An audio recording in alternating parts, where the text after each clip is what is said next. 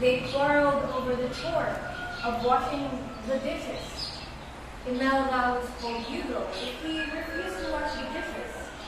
Sometimes she would become angry and call him names. And he talked back. She would get her coconut maker brew and chase him with it. He would run to the house of his compadre and hide there till his wife's anger had passed. The neighbor, familiarly called Cross Imelda, Cabalda, and Hugo, Caugo. One day, just as they were finishing their lunch, Caugo announced, I am not going to wash the dishes anymore. "Oh, I say so." I say so. I worked hard in the field this morning. I'm not going to wash any dishes. Her arms were stabbed. She was a big woman. And who, Mr. Hugo, is going to wash the dishes? Caugo's chest sank again. His chin also went down. He held on the edge of the table nervously. You don't run. You should know all the housework. Haha, and what do? You tie the carabao to the reeds in the field and then you lie down on the grass to watch it graze? Ha! You call that hard work? I cook, I clean the house, wash the dishes, and even your clothes. Scrub the floor, I do all the hard works that the oldest dames do. And yet, you even refuse to help me wash the plate which you have eaten. Camalda's voice was now raised to a high pitch, and her tears poised on her eyelids, ready to pour down. You lazy!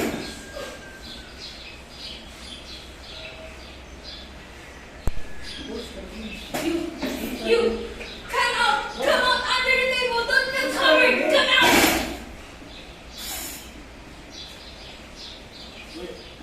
Wait. Don't strike me, right? Listen, I got a plan. That should decide who should wash the dishes. So, come up there, come up and speak a man, not yelling under the table. No, First, all right, come out.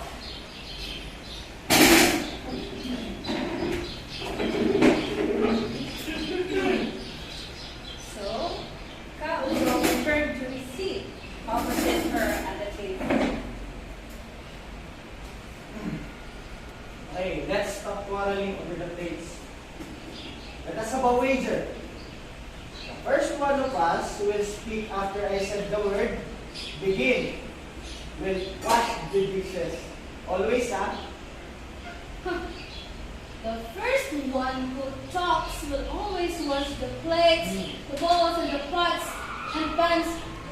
Always?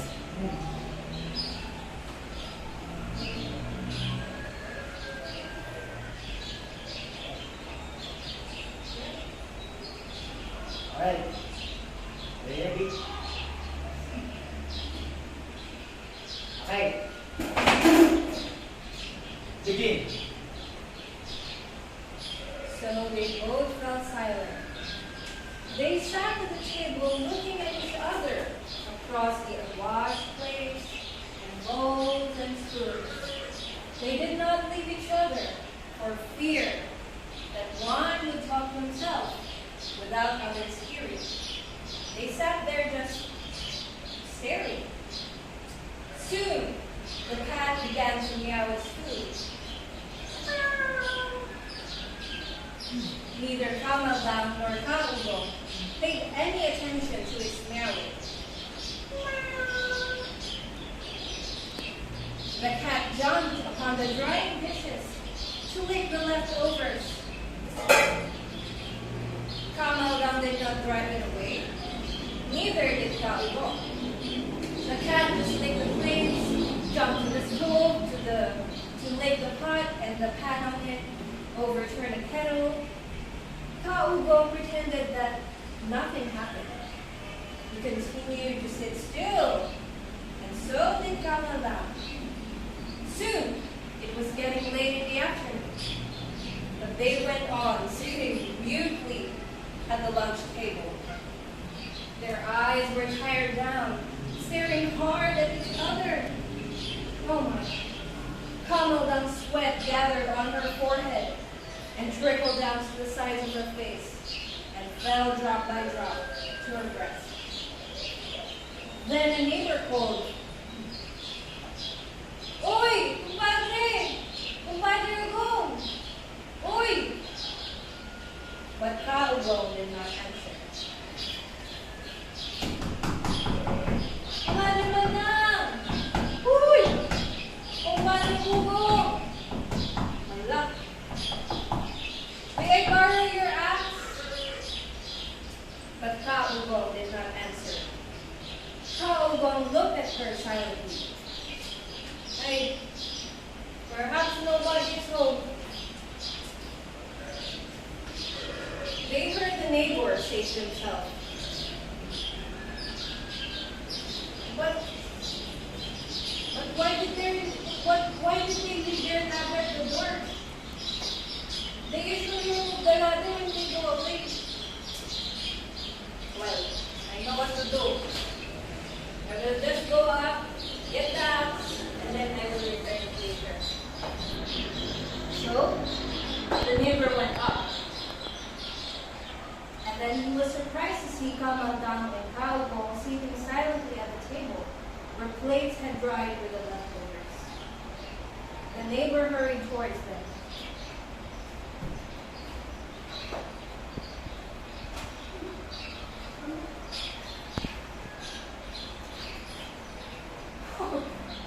"What happened to you? Kaubo? Uy! Wala. Why are you not talking?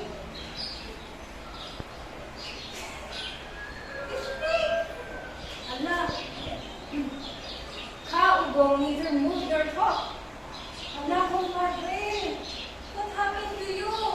Uy! Ay, naku, what happened? Why are you not talking? Come on! Speak!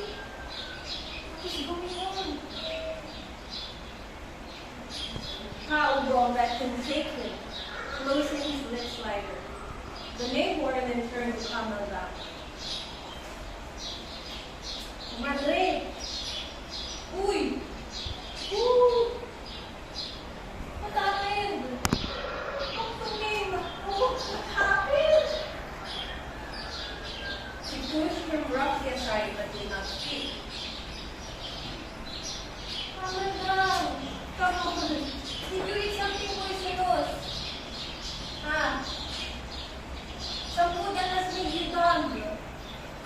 Ayun. The neighbor was alarmed. She did not get the axe, but ran out of the house to the rest of the neighbors. He told them that something terrible had happened to his comadre, Madame and Compadre Ugo. The neighbors gathered at Kamaldang's dining room. They took turns trying to make them speak, but the two continued to sit staring at each other in silence. Kamaldang looked at her husband threateningly for a moment, and then closed her eyes. Kaubo knew that she did so to avoid the neighbors. But then, Kamaldang was very angry with the compadres of her friends, but she dared not speak her mind. She just pretended to be asleep.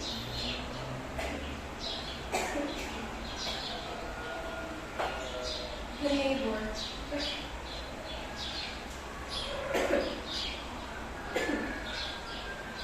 The neighbor was very much worried.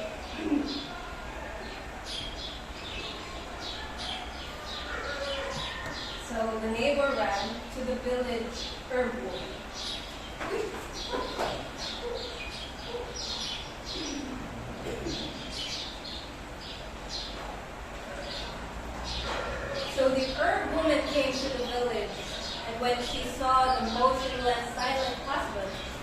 wife, sitting at the table, she declared that they were bewitched.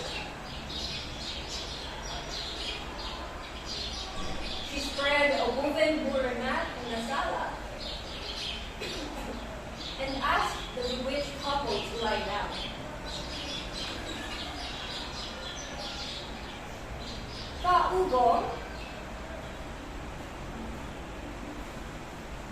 Ka-Ugong obediently lay down and closed his eyes.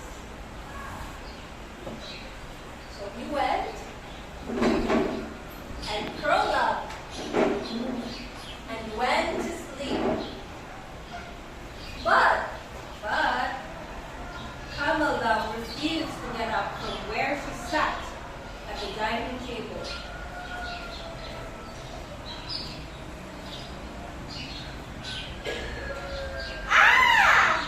The spirit which has taken possession of her is very stubborn. I must break it with spirit. So she then produced from a small bag, which she always carried, 9 pieces of belt leaf, a piece of arecanut, and a little lime from a tiny bowl. The herb woman examined the leaves closely to choose those which had veins running in identical arrangements on each side of the midrib. This represents the lost spirit of the couple.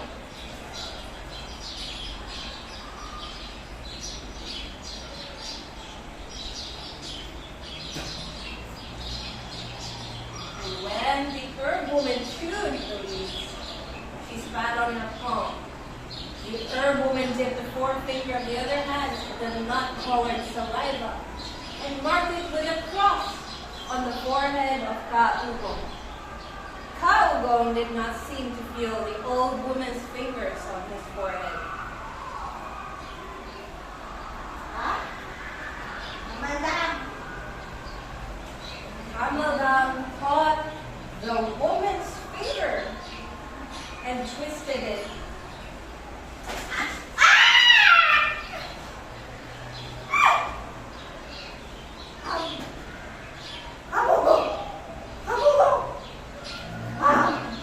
But Ka-Ugong did not move or speak.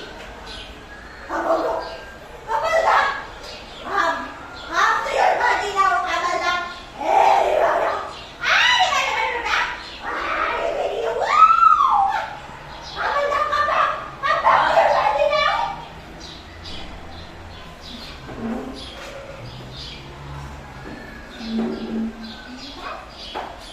Unfortunately, Kamadam did not answer.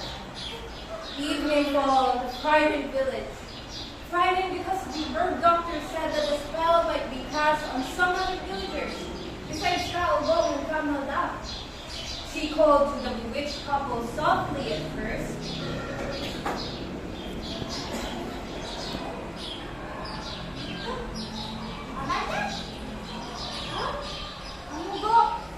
But they still did not move. Kamadam soon became tired, so she reclined against the dining chair. This is a very witchery. First portrayed in its kind of I have met there. Under silence, I believe that they are dead. Their spirits driven away by the witch and left their bodies here. But the only thing that I know in order to keep their souls in peace and to prevent this witchcraft from spreading on us to bear is to bury them, bury their body. So, the herb woman ordered some of the men to look for bamboo to make 2 coffins immediately before the malady would go to them. In no time, the 2 coffins made of bamboos, hurriedly tied together, were finished. The women began to weep for Kamadam. She leaned rigidly against the back of her chair and shut her lips tight. The herb woman then asked the men gathered around to lift the couple into their coffins. Man, said people, we shall bury them. Yes. Hey, but some of us have to stay away to keep the dead organs.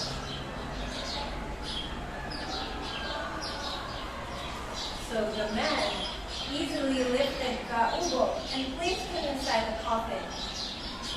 Surely, Kaubo said to himself, he would win the wager.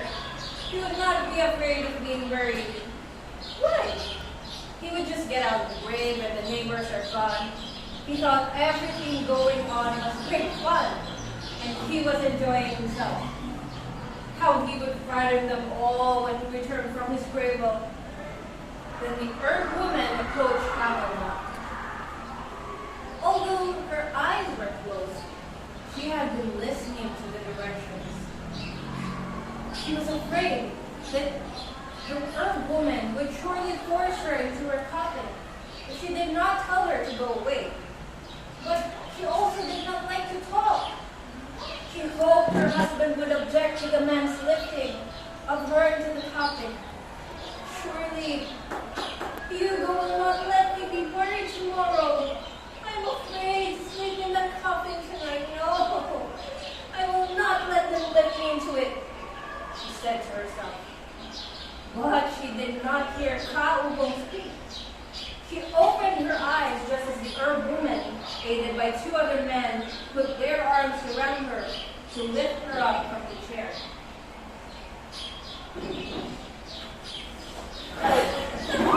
Don't touch me! Who are you? You stop first! I stop first! We have a wager! Now you will always wash the dishes! Woo! Woo! I won! I knew I would win! Now I will never wash the dishes! So Kamal then lifted the lid of Kaubo's coffin to strike his head.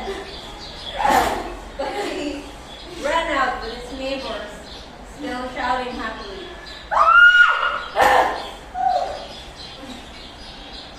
And that is why That is why women wash the dishes.